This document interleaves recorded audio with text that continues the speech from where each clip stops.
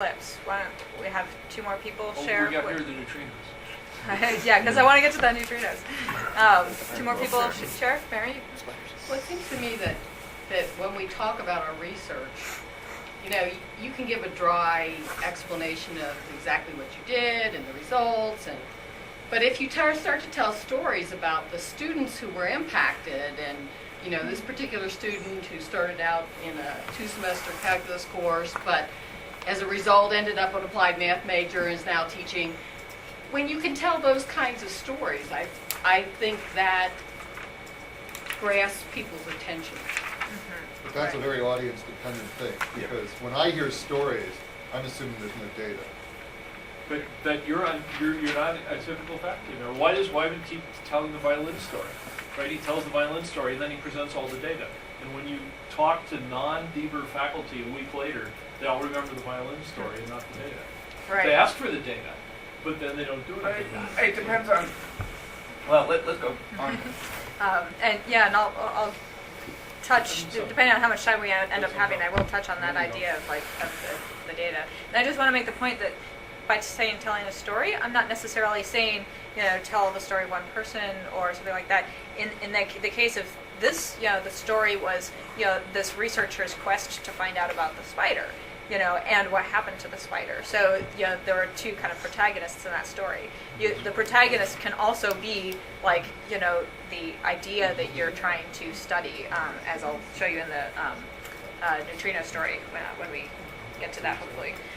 We already touched on this, so I'll just sort of go through this real quick. We want to communicate our stuff to the world, but the world's a pretty broad place, and the different audiences that we have impacts how we communicate our message, because we have different things that we want to convince each audience of. One is the media that we talked about. The public oftentimes wants to know about these. We do public talks. Policymakers, we want to communicate these results to. K-12 teachers and college teachers I consider a little bit different audiences. And then also our students, with a question mark, because we don't often communicate things to the students, except in so much as they're a member of the public. So just the idea of keeping your audience in mind, and when you're talking to an academic, they're an expert scientist, but not an expert in this field of science, and so trying to walk that fine line between giving them, respecting their expertise, but not assuming that they know very much. And this ties to something that Noah was saying before, just like students know a lot about physics, teachers also know a lot about teaching, but neither of them know it in a really formal way necessarily. So, sort of, helping them to build on that understanding. An image for you to take a quick look at. That's the image right side up. Show you that again. So it looks pretty grotesque in the normal orientation, but we don't notice anything in this orientation because this is the orientation that we're familiar with. The idea then is that we have prior knowledge of the world. That's just sort of like a little trick to make that point. But you want to start with what people already know, and to avoid jargon. So this is where I get to show you that physics can be really interesting in the hands of a. Not talk. Did someone say that they saw my? Oh, where is my? The Two down. Go down 2. Oh, there we go.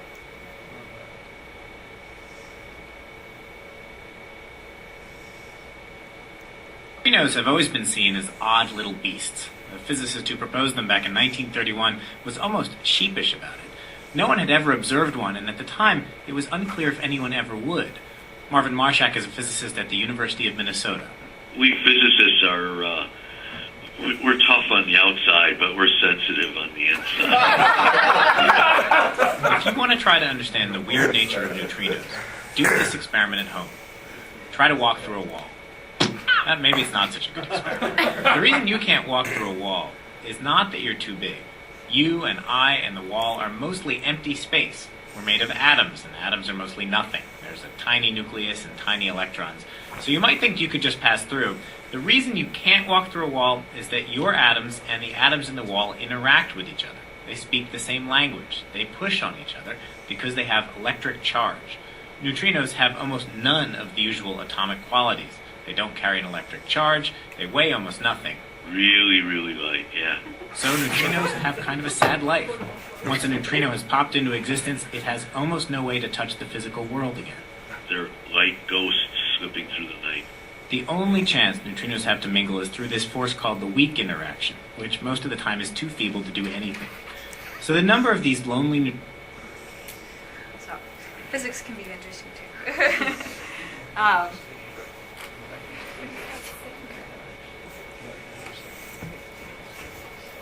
So I would say that what David Kestenbaum did there was to build kind of masterfully on like our everyday experience of like walking through a wall and show how neutrinos belie that everyday experience. So he started with something familiar, and he also told a story. Can you tell us if there's people waiting out there?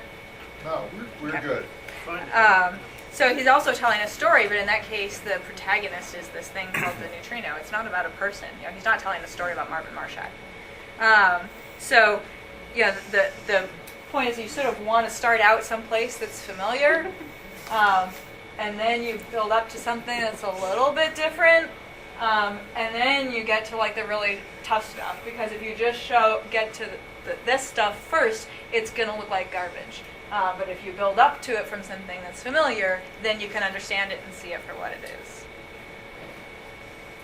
So how does this apply to Deber? We had interesting conversations with the STFs, and we tend to assume that people know what we mean by things like constructivism and active engagement, but we don't necessarily have the same understandings of those words. So using words that are more familiar and are a little bit less in our jargon are good. Another idea that was brought up in that meeting was helping people connect to your research by showing how it's similar to their research. Like, if you're doing, I can't remember who brought this up. Andrea, do you remember? Like the idea if you're doing field research as a field biologist, you have certain times of the year when you're collecting a lot of data, and then you go home and analyze it. And that's like what we do with our courses. We go and we take a whole lot of data, and then we go analyze it for a couple of years. So trying to make those sorts of parallels, but also just starting with the things that we all have common experience with. The idea of using active language is just good writing, short sentences, active voice, etc. And someone mentioned that the scientist sounded like he cared and was enthusiastic. That's probably why he got quoted. And both of the stories I've played so far, those scientists just sounded personable, and that's just really effective way to communicate. And then making us care. I'm not going to play this clip. It's this nice little clip from David Kestenbaum talking about how weird the guy was who solved the Poincare conjecture, and it was this really nice way to get into this mathy story by building it up about this really strange character who solved this problem that nobody could solve. So it was this nice sort of motivation as well as the story for getting people into that story and wanting to actually listen to the information about the Poincare conjecture.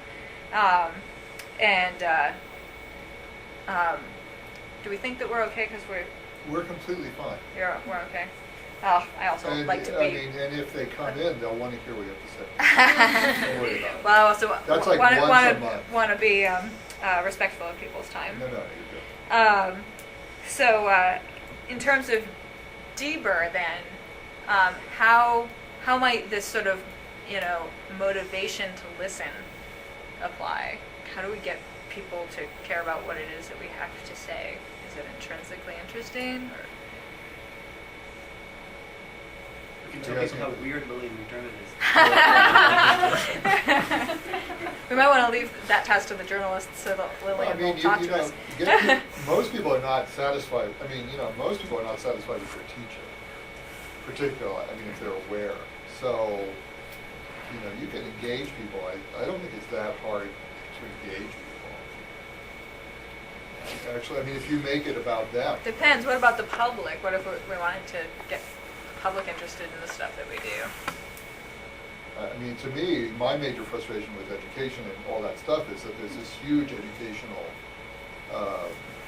set of vested interests, right, that are extremely difficult to manipulate, right? There's testing services, there are teachers, there's a huge group of, and parents, everybody. I mean, it's very difficult, and there are many conflicting issues, right?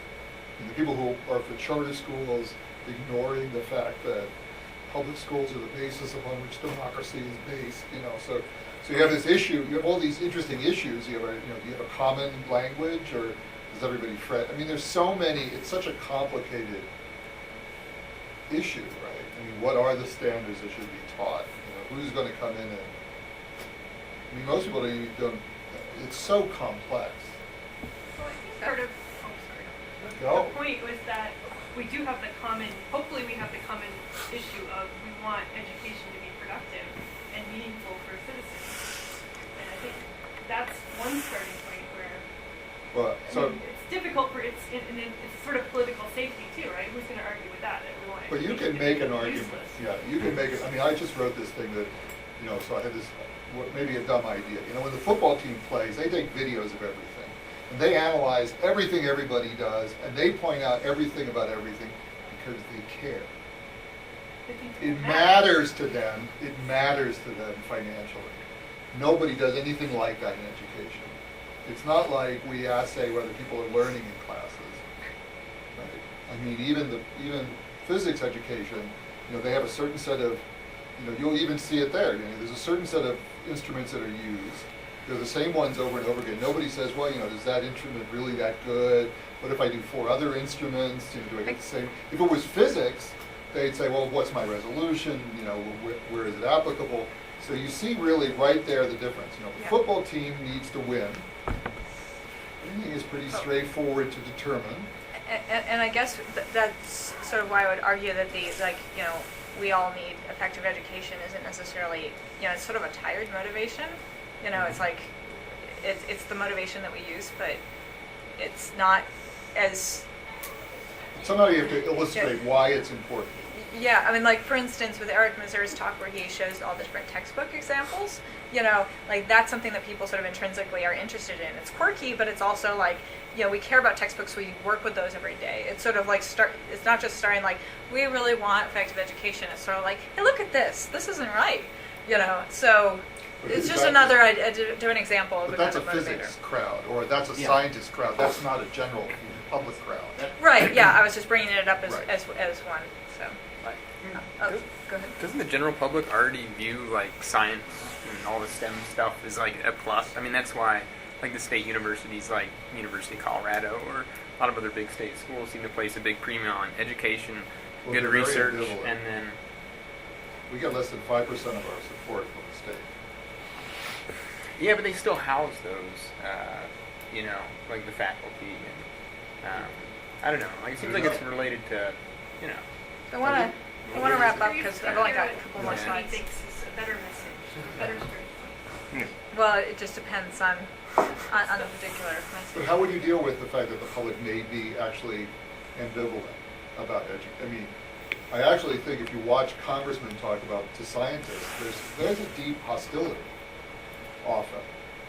That these guys are trying to tell us what to do.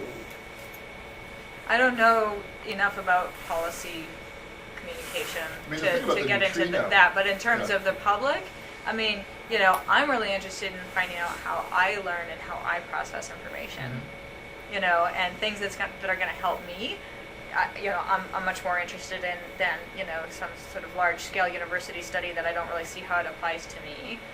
So that's just one thing. I mean, I find Schwartz's contrasting cases studies to be just intrinsically interesting because I see how my brain works with contrasting cases. But you have a string of degrees that say you have invested the time to Yes. care about how you learn, which is not the attitude of most of the general public. Right. True. But a lot of the general public does find psychology to be interesting. Yeah, but the neutrino story and the spider story are entertaining, Yes. right? But they don't impact anybody. Right. So when somebody talks about education, there are millions of neutrinos going through me right now, and I couldn't care less. So